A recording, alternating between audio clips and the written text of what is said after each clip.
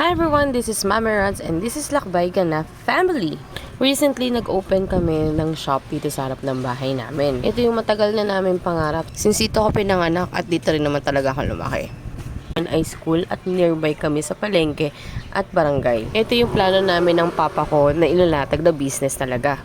And next time, ipopost ko dito yung journey bago namin i-open itong mini shop namin na printing. Samahan nyo muna ako for this day. So, maaga ako nagbubukas and for today, pupunta rin ako ng Sun Life office. So, para malaman nila na babalik pa rin ako, i-open ko yung shop ko, naglagay ako ng ganito.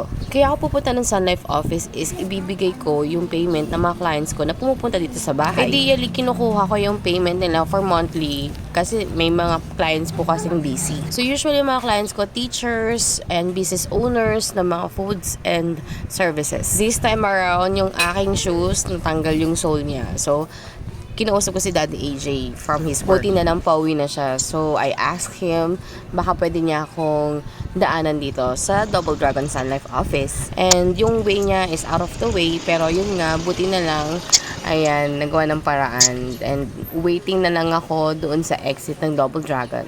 So, let's fast forward the video. So, habang naka-standby video, nagkukwentuhan kami ng konti ni Daddy while he's driving. And sinasabi ko sa kanya kung saan ako maghihintay sa kanya. At ito na nga, talagang bumigay na siya.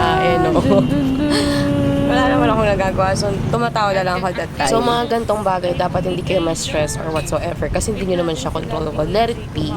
So, God will provide naman for a solutions. Ayan. Buti na lang talaga nung bumigay na yung shoes ko, malapit na si Daddy AJ. Yun, nakikita ko na siya dun sa way ng papunta sa akin. So, ayun na, inantay ko na siya and kita ko na yung car. So, pinakita ko na sa kanya na nahihirapan ako, natatawa na lang si Daddy AJ. Kasi naglalakad ako hirap-hirap, tapos papunta ako niyan sa kanya. So, ayun, pumasok na ako ng sasakyan as I rush na pumasok sa sasakyan kasi baka mag-go yung stoplight. Traffic light pala rather.